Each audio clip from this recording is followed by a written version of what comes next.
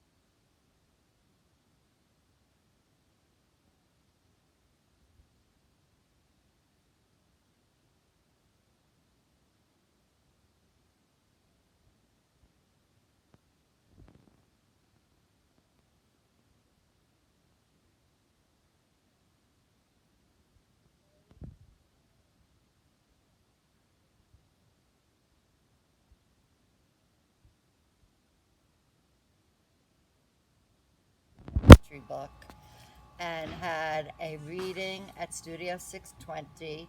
This very morning, she gave a talk on a life in poetry at the Oxford Exchange in Tampa. This woman is in demand. So we're very fortunate to have her here with us today so I can pick her brain and find out what makes her tick. Please help me welcome Maureen McDole. Thank you for having me. Oh, I love you. I'm so glad you could carve out a little time. I know. Thank you for being patient with me to get here. This is our third try, and we made it. We almost didn't do it today. Yeah. Because the videographer was a little under the weather. But she pulled it together, and here we are. Well, Maureen and I met 6-7 years ago at a book reading called Between the Covers. It was 5 women, 5 books, and unlimited inspiration. And we were both reading from a book. But how about that title, Between the Covers? Did you catch that? There's a mosquito that keeps getting in my face. It's Florida. The mosquitoes. Florida wildlife. Yeah, it's a tropical. I'm in demand. Right. It's a tropical environment. Yeah, it's you all forgot good. to I love put it. on your. I love it. I right? love it. Yeah, it's all good. So anyway, coming off, as I said, this blaze of glory into my peaceful little garden I love that it. we can just have a quiet talk. Yeah. And I have a few questions I'd like to ask you. Okay, I'm ready. Who first introduced you to reading and writing, and what's your most inspirational teacher? My father was a big reader, or is a big reader, I should say. So that was kind of his comfort zone, was the woods and bookstores and libraries. So he's an interesting character. There's no one else like him. So that was kind of the way that I felt connected to him, was through reading. And I liked Anne of Avonlea books, Anne of Green Gables, and yes. Little House on the Prairie were like my gateway drugs, I guess you could say. But I've always written. I had a typewriter it was my grandfather's typewriter in my walk-in closet growing up, and had New Book of Knowledges there. That was before the internet, and Wow. a map of the world, and we had Value Tales. We read those In the home. in the home. So, books were always around, and we didn't have television. We had one little black and white TV that my mother would watch her soap operas, Channel 10 soap operas. Yeah. But so it was really, I wouldn't say it was a quiet home because there was a lot of challenges in that household. But there was a lot of opportunities for reading. So that was really, and you said, who's my biggest teacher? Who's your most inspirational teacher? Well, I mean, over the I would years? say I don't really have one. I don't know if I'm allowed to say that. Sure. But I've read ferociously. Like I used to read biographies, a lot of biographies, just to kind of place myself before I really realized I was a writer. So a lot of women authors, artists, creative writers, photographers. I would say would be my So inspirational books teachers. are your most inspirational teacher. Definitely. I love Yeah, that. definitely. What attracted you? Was there a special reason that you were attracted to these rather solitary Pursuits. pursuits? Well, I am an introvert, believe it or not. So Hard to believe. yeah. I grew up in an alcoholic home. Sorry, Mom. She always gets upset when I say that, but it is true. And I'm the oldest of 4 children. So reading was an escape. It was a way out of the circumstances that I was in as a child. And I mean, even to this day, if I run into any challenges, I'll just line books up. Yeah. And hopefully the challenge has worked itself out by the time I'm through the books. But I'll read multiple books at once too. And it's a very productive outlet. Yeah. Yeah. You really can learn about a whole person's life in 6 hours, which you wouldn't necessarily have in relationship with them. And I've gotten back into nonfiction recently, and I was always a nonfiction reader, so I've really been appreciating that. So it's just like I don't think there's anything better. I mean, there is some things that are better. Well, Than nonfiction. than reading. Yeah, woo, Yeah. it's warm in Woo, here. woo. There are I was like, maybe- well, chocolate, sex. No, She's no, wearing a pin.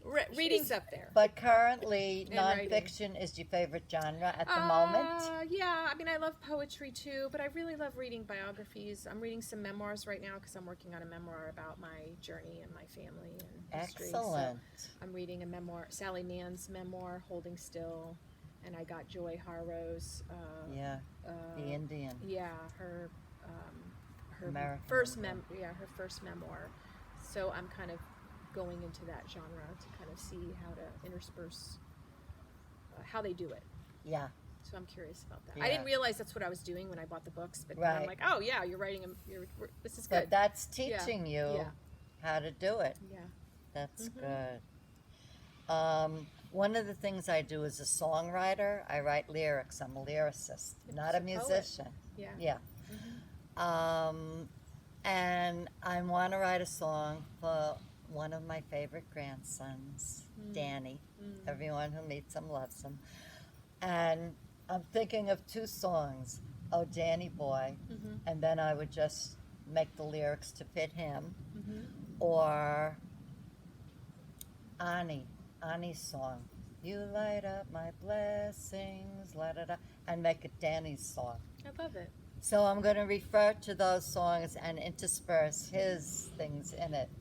So I'm going, I like that. I like it too. So it's kind of like it's a roadmap on how to do it. Yeah, I think that's the thing with creativity. You kind of create space for it Yeah, and dive in and see where it takes you.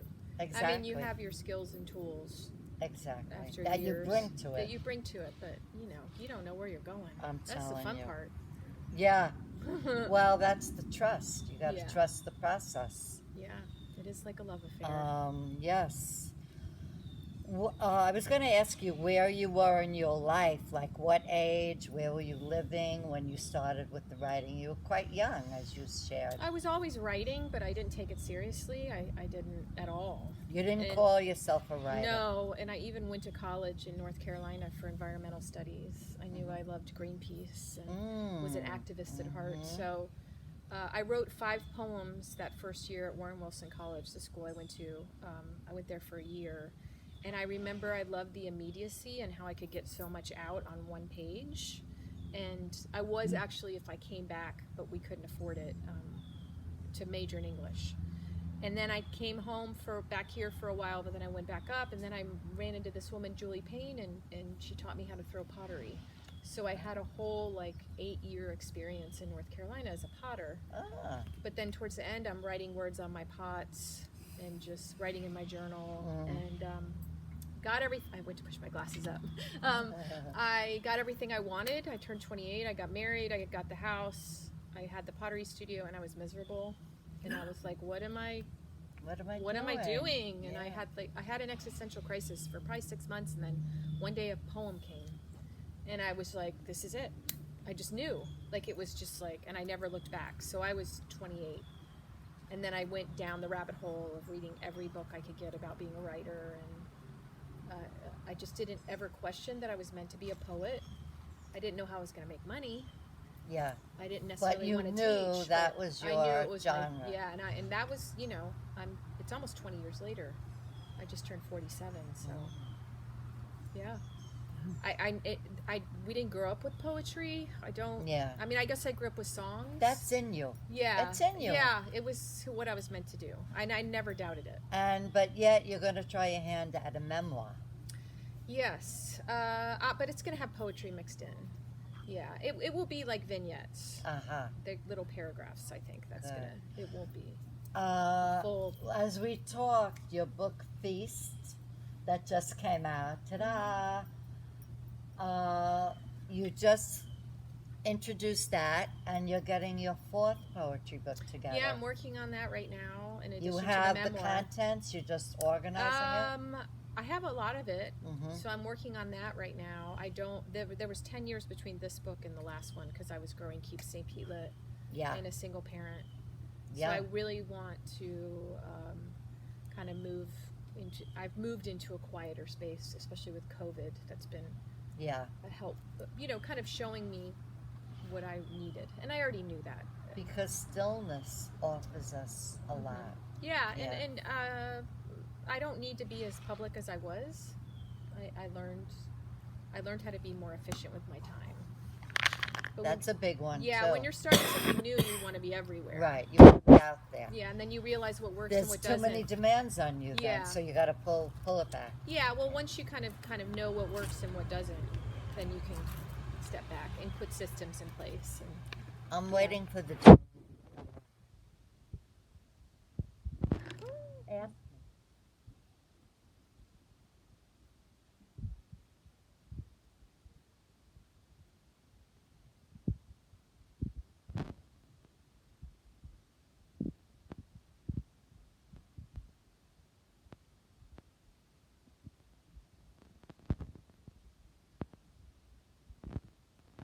share knowledge.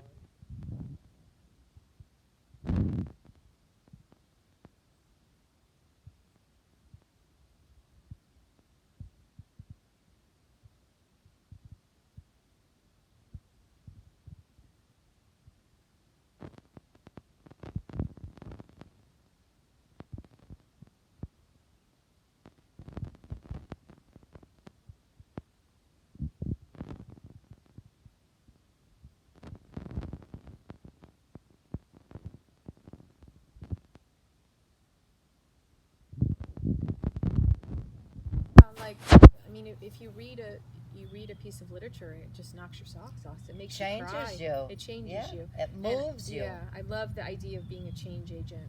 Yeah. And I'm a creative. It's not enough with just to have Keep St. Pete Lit. I Right. love You it. got to express I've got to express yourself. myself. Yeah. Yeah. So, how has it changed your life and made you a different person? Being a poet, well, Yeah, up to this point. obviously I would never have started Keep St. Pete Lit if I hadn't, and now that organization supports me and my child and my writing habit and my community. I think being a I'm glad you have a writing habit. I'm grateful, yeah. The way you put that. It healed me being a writer. Like it helped me to process the trauma that I've experienced. It helps me to process the day to day. It helps me feel connected to something larger. It helps me. I can Healing. see healing. That's yeah. an important piece. Yeah, and I can see how people respond when I read a poem. Like it makes them kind of Because like, they relate to those issues that everyone, Yeah, the talk I did this morning, someone just goes, "Your poetry's so accessible. Like, did you do that intentionally?" And I just said, "Well, it's kind of how I think. I mean, I say awesome and radical a lot. Like I want to get to the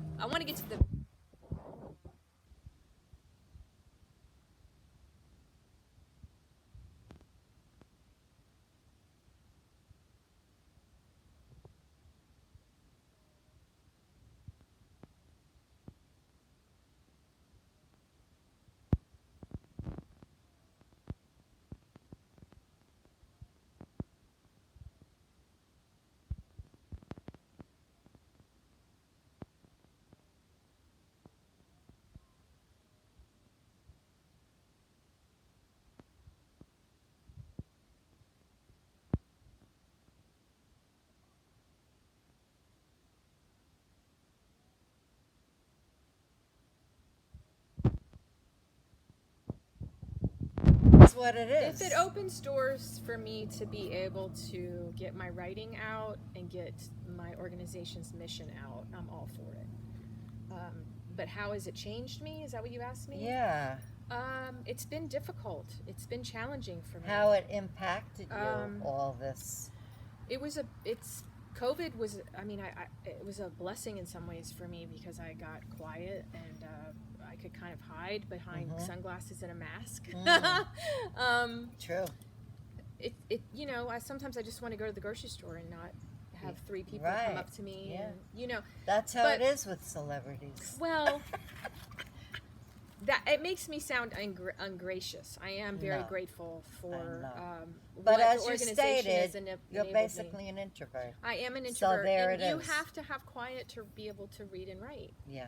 You have to have that time. So I've really had to learn how to say no and decide where I want my energy to go. And Which brings me to my next question about goals now. Where do you want to go from here? What are your priorities? Right now with the organization with Keep St. Pilet, I'm interested in creating more systems in place where we can have a larger reach. Delegate. Yeah. I like the idea of getting funding and putting the money out there and hiring people to do more work, especially with our youth programming, so I can be more behind the scenes. But speaking of funding, how has that been going? You've been getting some grants, I noticed. Yeah, it's good. Wonderful. We're growing. The next year I have some targeted places and people that can help me with funding. With COVID hit, we were already moving into a space where we weren't so event heavy. So it actually worked, that kind of pivot. Yeah. But for my own writing, I'm 47, so I would like to have at least one more book out by the time I'm 50 or the two. So I don't want Would this that long... be the next poetry book or the memoir? The memoir might take... I'm letting the memoir kind of lead me of where it wants to go. I just got another kind of download about what it needs to be, which I didn't even know that it was going to be this too. So, but life has a way of making its own mind up for you. Yeah. I mean, you can set and all the showing intentions you want. Yeah. Way to go. Yeah, but lots of travel. I have a couple more years before my kid graduates, so that's really my focus, to stay kind of present for that and just have lots of fun. She's into art now. She did the cover of your book. Yeah. Yeah, she's a wonderful human. She's at Gibbs for the art program. Wonderful. Yeah, so I'm living with another artist. It's such a gift. A blessing and a curse. We're two artists living. No, there's not a single curse with that one. Oh, she's just, that's so good. Yeah. So, I keep doing what I'm doing, and also kind of like listen to what's next. I do feel like I'm in a whole new chapter. It's a little unnerving, but also very exciting. Next chapter, I'm hoping that I can spend some time in Asheville, where I lived and went to college. I You was just went there. there Yeah, on a we go little back in vacation. March. Yeah. It's calling to you again. Yeah. Well, it has been the whole time, but I just didn't have the means to get up Yeah. there. But now I have friends that go up and travel, and friends that live there, and so to kind of have maybe a reality here and there,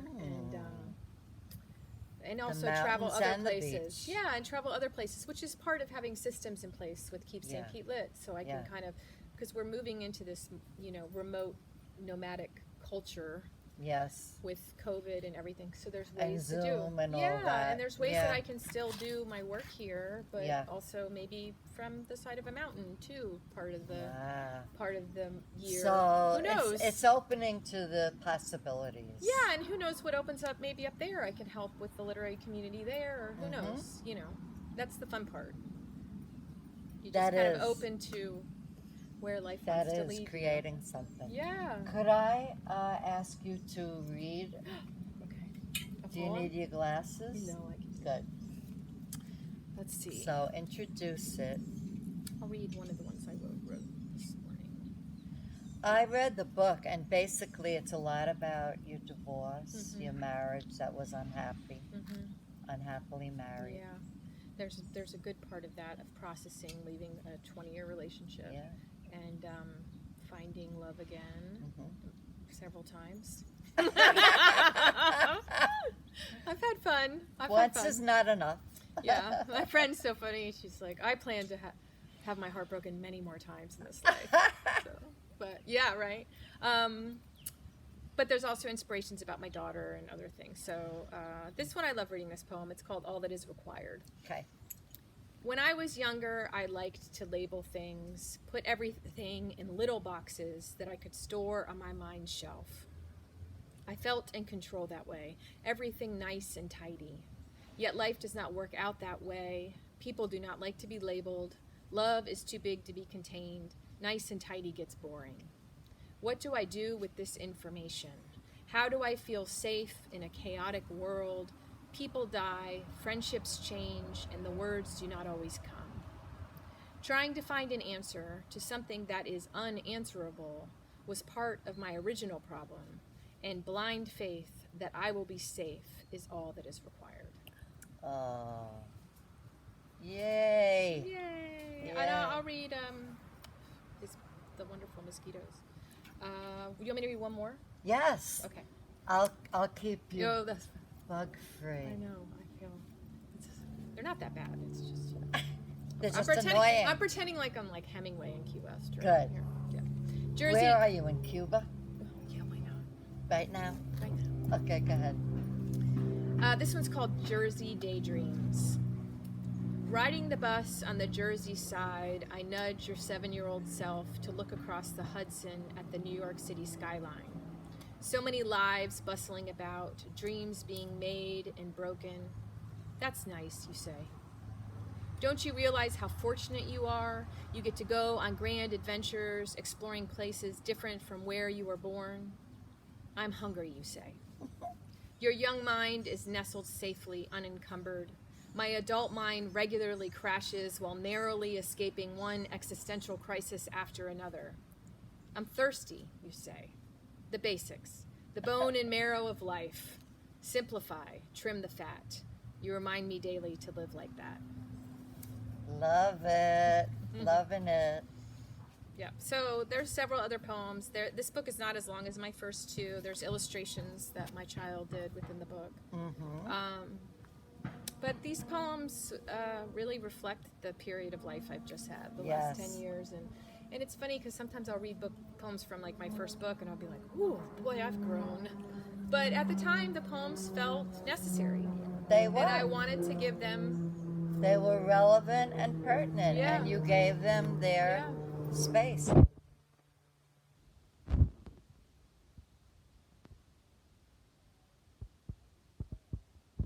What is the content I have basically? no idea yet.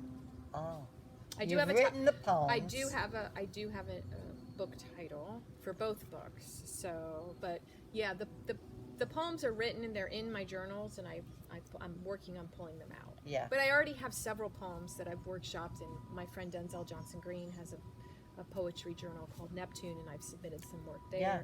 So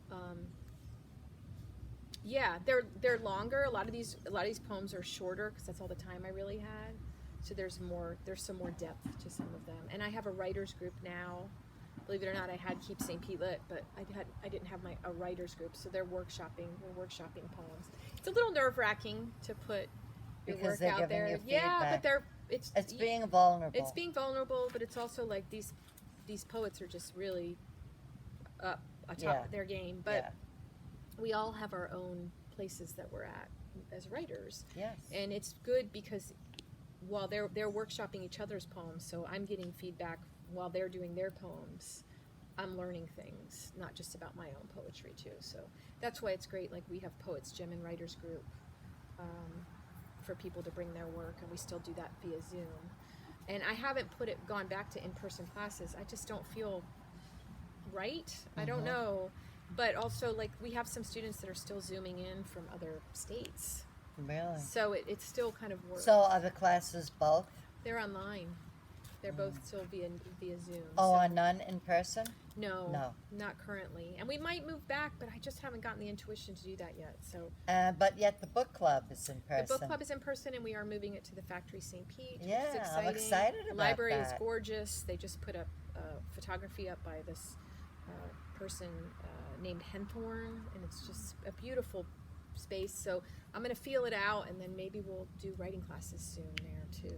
Would you like to talk a little bit about the factory? Sure. Let the people know. It is an My incubator vast space. audience. It's an Vast, incubator the space.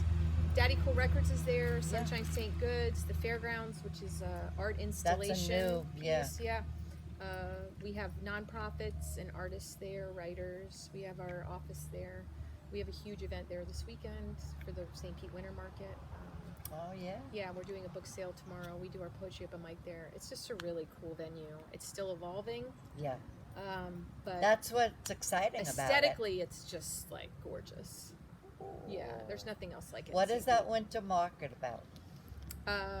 5 districts are coming together. Warehouse Arts District, 22nd Street Avenue South, the Art Exchange, the Deuces Live, the fairgrounds, or the factory, and we're going to have luminaries along the trail.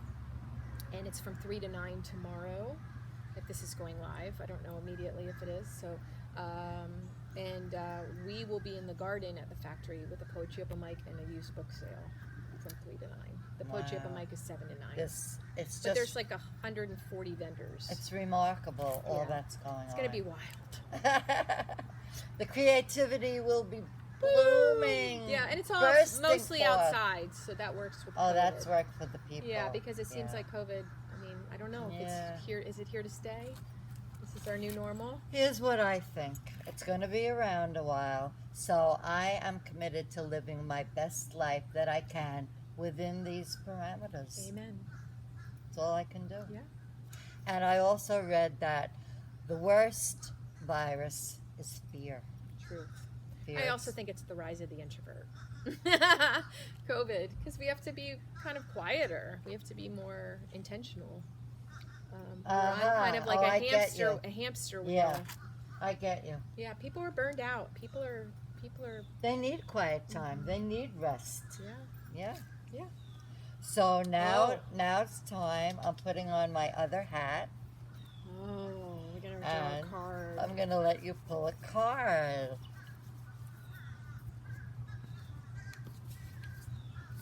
Which is always a fun thing. And those are the Mother Tarot. Mother Peace. Mother Peace Tarot. Tarot. Yeah, Yes. Lovely. I have a funny story to tell about these cards. You see this? Mm-hmm. I did last Halloween a Halloween wedding in the warehouse district Mm-hmm. at that big place that's now The Art Exchange. no, Okay. it's a restaurant type place. Oh, it's now 22 Yeah. Avenue South. So I did a big Halloween wedding there, Nice. and so I was doing readings, and I had the hand. Everybody who came, please do this, and it got all over my cards. So I go, Oh. that's all right. It was part of the Yeah, experience. it's the way to live life, isn't Yeah? it? Well, thank you for having me on your Oh, it's my pleasure. I world love chatting famous with you. show. All right, now, I want this one that's right on top. okay. What does it say? You tell me. The Son of Discs. Oh, good. Discs is material, physical, money. That's it. And Sun. And the sun, your masculine side. Truth. Truth? Yeah. So my masculine side is bringing in money. Yeah, I could see that. yeah, Do I get to draw another? of course. One more. I feel like I need one for my feminine side. Okay. Fair enough. Let's do one more. Okay. Oh, look at this. The Seven of Cups. Oh, that's good. Cups is, as you know, maybe you don't know, emotions, love, all those good things. And the seven is about like victory, getting there. I'm into it. See, I knew I needed another card. Do you need any more? Maybe one more. It's okay. One more. Indulge yourself. One more. Okay. Oh, I knew I was going to get the death card. I felt it. No, it's all good. That means transformation. Yeah, as I was drawing it, I go, I'm going to get the death card. Yeah. Which is what you're going through. I'm a Scorpio. A Yeah. major transformation. I have tarot and I've pulled the death cards many, many times. And there was only one time in my life it was actually death. And it was a family member was Oh, passing away already. So mostly it's transformation. it is. And I've drawn that recently too. Because I said I'm in a whole new chapter. You are a new chapter. I love it. So I'd like to Validation. say goodbye to my people. I'd like to thank my videographer, Kate Seidman, who came from her sick bed to do this. Thank so happy you. to be here. And thank you to Maureen for Thank you making for the having time me. to Oh, of chat course. with me. I love you. Wonderful. I love you too. Okay, bye. Oh, you'll be able to see us on